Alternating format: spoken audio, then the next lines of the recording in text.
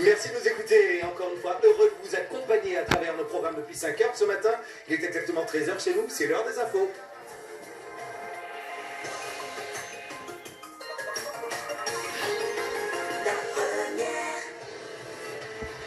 Une édition de la mi-journée présentée et développée par Jérôme Boécas. Nous débutons par les titres. Des fontaines d'eau seront mises en place pour permettre aux personnes de se laver. C'est l'info du jour. Face à cette situation de crise, les coupures d'eau posent un véritable problème sanitaire. Le préfet a donc décidé de prendre à bras le corps la question de l'eau en Guadeloupe. Philippe Gustin, qui sera l'invité de cette édition. Et puis les stations-service seront ouvertes uniquement le matin. Nouvelle conséquence du confinement. La décision a été prise par les gérants de stations-service. Explication à 13h. De Patrick Collet, le président du syndicat des gérants de stations-service. Et dans ce contexte d'épidémie, la filière pêche poursuit son activité. La préfecture, en accord avec le comité régional, a publié hier un arrêté qui encadre les jours de vente. Précision à venir. On l'a presque oublié, aujourd'hui, c'est la mi-carême, avec les traditionnels déboulés en rouge et noir dans les rues de Pointe-à-Pitre et de l'Archipel. Mais le Covid-19 a évidemment eu raison aussi de l'événement. Il n'y aura donc pas de trêve, mais tout le monde, y compris l'office du carnaval, se plie avec raison à cette actualité. Laetitia Broulet nous donnera des précisions. C'est l'heure du journal. Jérôme Boécas, bonjour. Bonjour David, mais d'abord le chiffre du jour, ça y est, la Guadeloupe a franchi, se rapproche en tous les cas de la barre des 50 cas, puisqu'on parle de 45 cas confirmés de Covid-19. Voilà, c'est le chiffre qui vient tout juste de sortir, qui nous être communiqué par l'ARS. Plus que jamais, les mesures de confinement doivent être respectées. Les gestes barrières également, gestes parmi lesquels le lavage régulier des mains, sauf que dans certaines communes, il n'y a pas d'eau. Ce matin, le préfet de région a annoncé la mise en place des fontaines d'eau. Philippe Gustin est avec nous en direct. Bonjour, monsieur le préfet. Bonjour à la Guadeloupe. Alors justement, comment allez-vous mettre en place ce dispositif et à partir de quand? Donc concrètement, j'ai pris un arrêté hier soir qui a été publié ce matin pour me substituer au maire de 6 communes qui appartiennent au périmètre du SIAG. Il s'agit de Sainte-Anne, de Saint-François, de Gosier, de Capesterre-Belle-Eau, de Petit-Bourg et de la Désirade. Concrètement, nous allons mettre en place dans ces communes des citernes avec de l'eau dont je précise qu'elle ne sera pas une eau potable.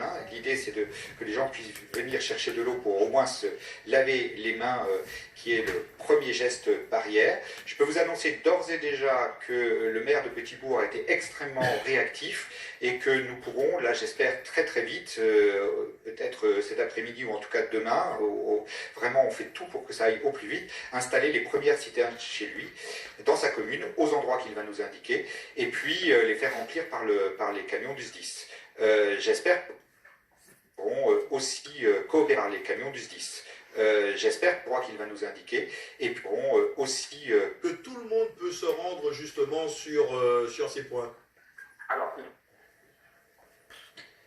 Alors il s'agit avant tout de servir dans des quartiers bien définis. C'est pour ça que j'ai besoin des maires aussi, pour qu'ils nous indiquent exactement les quartiers qui sont frappés par des tours d'eau qui durent plus longtemps que prévu, pour que les gens puissent aller chercher de l'eau à ces citernes et avoir de l'eau chez eux pour se laver les mains à minima. Le fait qu'il y a eu des mesures qui ont été prises au niveau des dessertes aériennes, au niveau justement de l'aéroport. Est-ce que vous pouvez nous dire quelques mots là-dessus? Alors nous avons pris un arrêté, mon collègue de Martinique et moi-même, en tout point identique, avec 2 objectifs. Le premier, faire repartir au plus vite. Alors pour la Guadeloupe, c'est entre 15 000 et 17 000 touristes qui sont ici et qui doivent regagner essentiellement la métropole. Nous avions donné une date butoir qui était celle de dimanche prochain. Nous n'y arriverons vraisemblablement. Nous avions donné, les avions sont vraiment pleins. Il y aura sans doute quelques jours de délai supplémentaire. Donc j'appelle les touristes à vraiment plein. Il y aura sans doute, exactement comme nous l'avons fait avec les croisiéristes, nous irons jusqu'au bout et nous trouverons une solution jusqu'au dernier passager. Il s'agit aussi, deuxième objectif, d'organiser les choses pour l'avenir. Et cet avenir, il a commencé dès maintenant. C'est-à-dire concrètement, nous limitons les vols entre la métropole et la Guadeloupe à uniquement aux gens qui ont des motifs familiaux très sérieux, qui ont des motifs de santé ou qui ont des motifs professionnels qu'ils ne peuvent pas différer.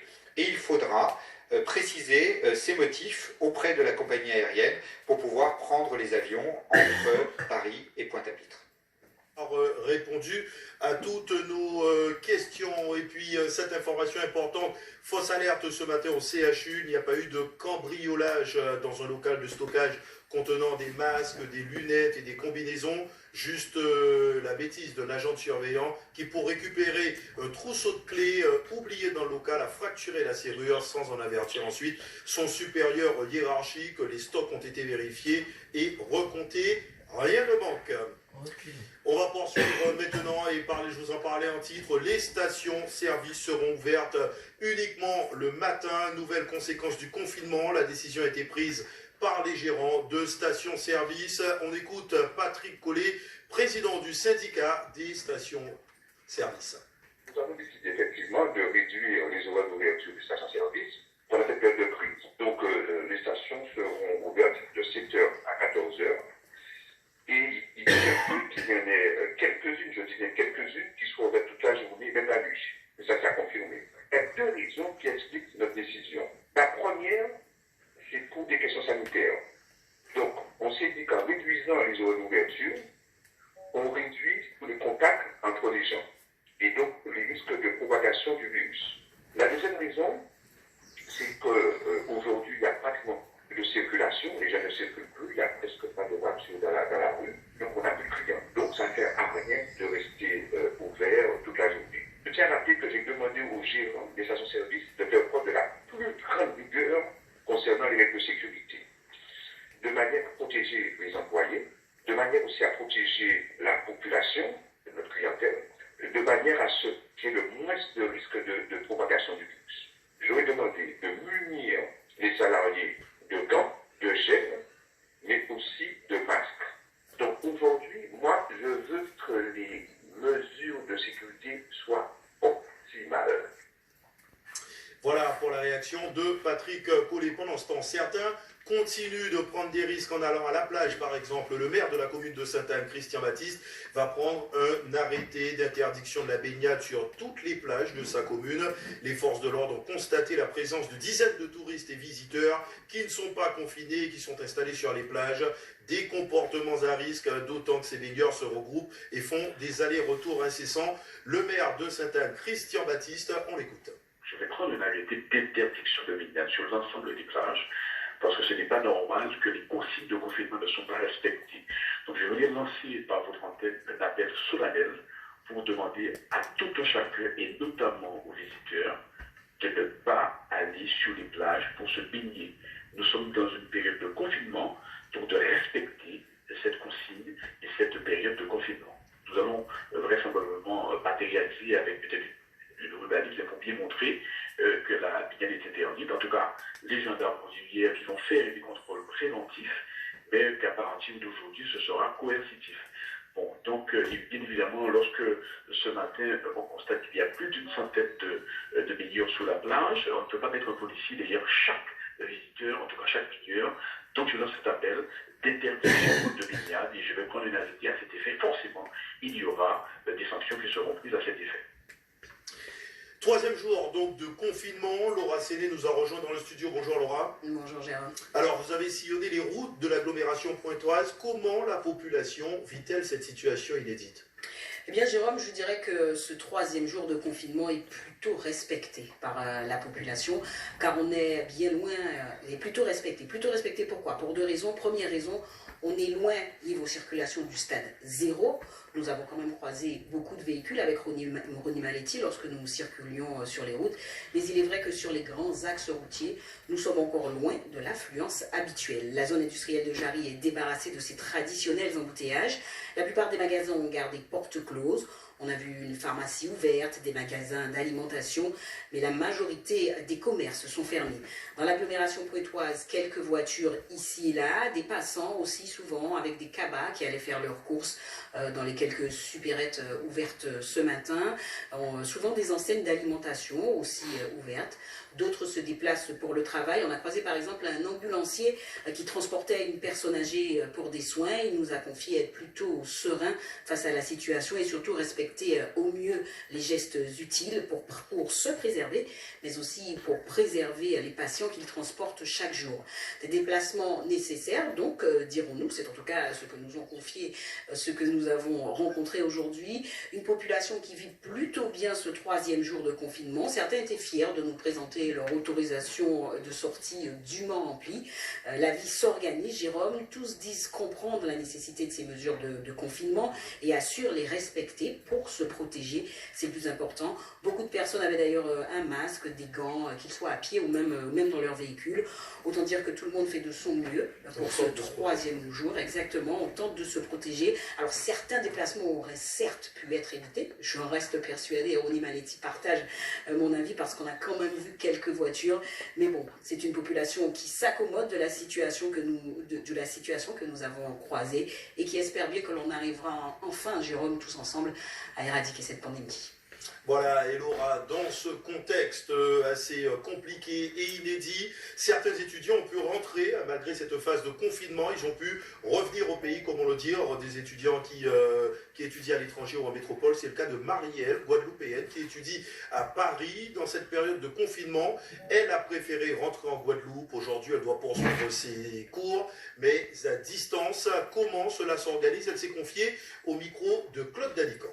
Nous sommes surpris de voir que le site Air Canada est fermé, qu'on n'a même pas accès au site. On l'appelle lui non.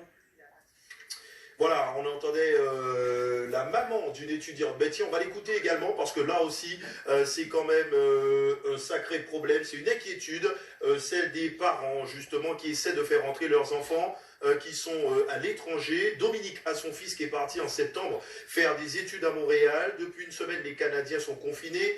Le pays compte 594 cas et elle éprouve les pires difficultés à faire rentrer son fils. On écoute Dominique. Nous sommes surpris de voir que le site Air Canada est fermé, qu'on n'a même pas accès au site. On l'appelle, lui non plus, il n'a pas trop d'infos concernant son université. Il n'a accès qu'à la femme de ménage. Et donc on est un peu bloqué. Là, j'essaie de le faire rentrer, je ne peux pas prendre de billets. Lui, il va essayer. Et puis voilà, on est dans l'inquiétude, quoi. Moi, je me dis, bon, voilà, on n'est pas à l'abri d'avoir le virus. Hein, donc c'est vrai que c'est pas... Oui, c'est mortel, mais on peut le soigner, mais il me semble qu'il serait plus judicieux de le soigner chez moi que de le soigner à l'étranger. Je me dis, il est en confinement, oui, c'est vrai, il ne va pas bouger, mais ça va durer jusqu'à quand, on ne sait pas. C'est vague, on va sur les sites du Canada, ils nous disent que oui, les écoles seront fermées pendant 2 mois, et voire même en automne 2020. Et sachant que lui, il devait rentrer au courant du mois de mai, donc pour moi, il faut le faire rentrer, quoi. Alors, supposons qu'il ait attrapé le virus là-bas. Le système de sécurité canadien est complètement différent. Alors, imaginons le scénario catastrophe, le plus catastrophe possible. Qu'il soit hospitalisé, comment ça se fait? Moi, je suis loin, je ne peux rien faire. Les aéroports sont fermés, voilà quoi. Donc, c'est le désarroi le plus total. Et en revanche, certains, je vous le disais, ont pu rentrer avec cette phase stricte de confinement. C'est vrai qu'il est plus facile de rentrer au départ de la métropole. C'est le cas de Marielle, guadeloupéenne. Elle étudie à Paris. Dans cette période de confinement, elle a préféré rentrer en Guadeloupe. Aujourd'hui, elle doit poursuivre ses cours à distance. Comment cela s'organise? Elle s'est confiée, je vous le disais, au micro de Claude Danican. On l'écoute. Je suis étudiante en école d'animation et de jeux vidéo et je suis rentrée dimanche dernier, dimanche 15 mars, en Guadeloupe, car mes parents ont préféré me faire retourner au pays au lieu de rester toute seule à Paris dans l'appartement pendant cette période de confinement.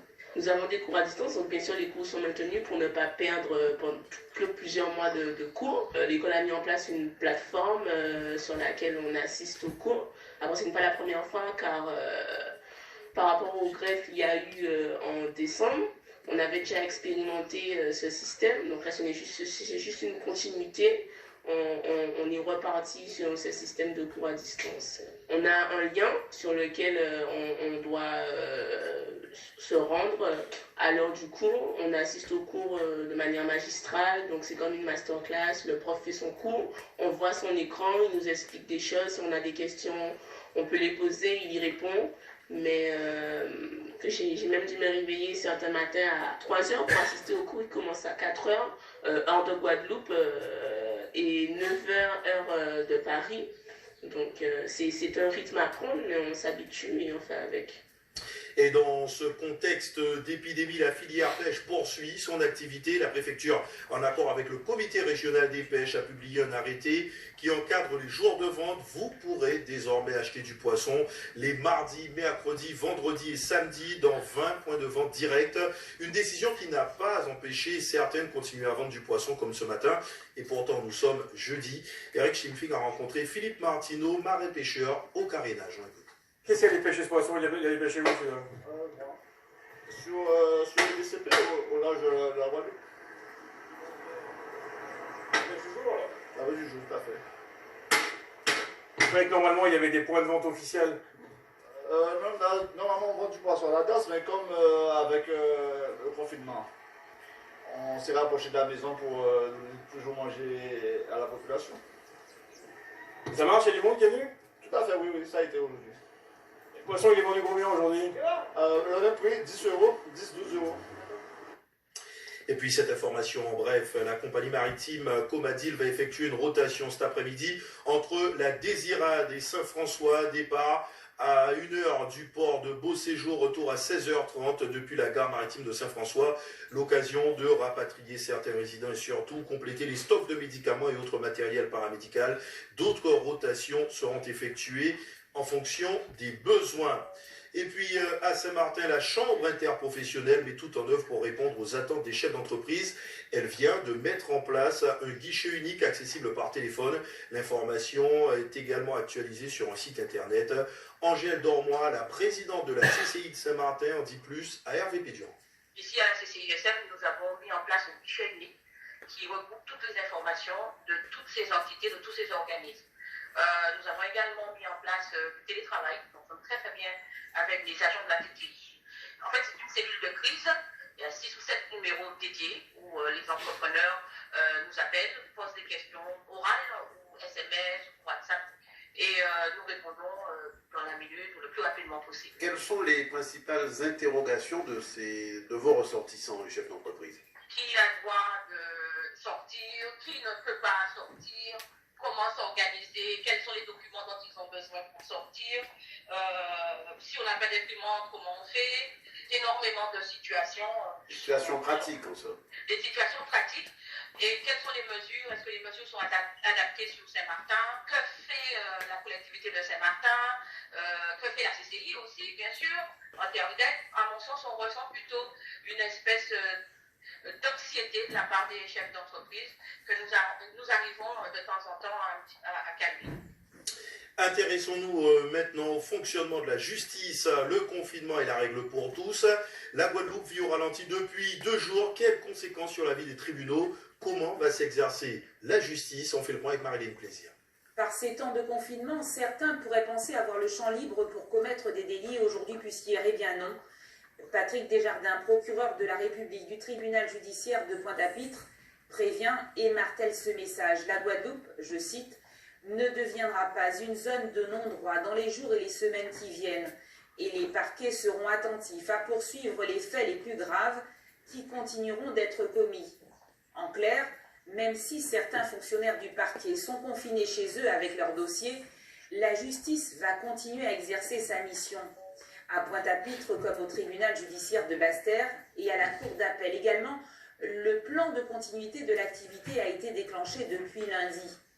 Le tribunal fonctionne aujourd'hui à vitesse réduite, mais la permanence pénale est ouverte 24 heures sur 24 et 7 jours sur 7 pour traiter les affaires pénales de flagrant délit comme les cambriolages ou les agressions. Le parquet ne badinera pas non plus avec les récidivistes pris dans les filets de la police. Et pour les infractions au confinement, suite aux contrôles routiers qui vont s'intensifier et pour aussi les cambriolages des commerces qui ont baissé leurs rideaux, eh bien, la justice promet de sévir et de traiter en priorité ces délits. Et on l'a presque oublié, aujourd'hui c'est la mi-carême avec les traditionnels déboulés en rouge et noir dans les rues de l'archipel. Mais le Covid-19 a évidemment eu raison aussi de l'événement. Il n'y aura donc pas de trêve, mais tout le monde, y compris l'Office du Carnaval, se plie avec raison à cette actualité. On fait le point avec Laetitia Boulet. Pas de défilé en rouge et noir cette année, les carnavaliers doivent se résigner et faire le deuil de la mi-carême. Toutes les manifestations sont annulées et aucun événement ne peut y échapper. Aucune dérogation n'est accordée, pas même pour la tradition. William Barr, le président de l'Office du Carnaval, voudrait bien que les groupes, mais aussi la population, mènent une réflexion sur l'avenir de la mi-carême. Un rendez-vous qui a déjà disparu dans d'autres régions et qui ne mobilise plus autant qu'avant en Guadeloupe. Ce jour-là, les groupes sont bien moins nombreux et le nombre de groupes au sein de ces groupes apparaît réduit. William Barr déplore cette perte d'intérêt et souhaite redynamiser la mi-carême, plutôt boudée par les groupes à caisse claire. Malgré tout, le carnaval 2020 restera un bon cru et la tradition a de beaux jours devant elle, car désormais, on défile sans se préoccuper du calendrier. Les déboulés sportifs et les masses vacances en sont la preuve. Et malheureusement, le coronavirus n'empêche pas les incivilités et les effractions. Le local du groupe APO Unité Masse a été vandalisé dans la nuit d'hier à Bémao. Le matériel de sono, des boissons ont été dérobés. Les gendarmes sont sur place. Un coup dur pour l'association. Le sport à présent, avec toutes ces questions autour de la poursuite ou pas des différents championnats de football, la Ligue a tranché, quelle que soit la durée de la pandémie, les championnats iront au bout. Daniel Marius a joint pour nous Alain Morali, secrétaire général de la Ligue guadeloupéenne de football.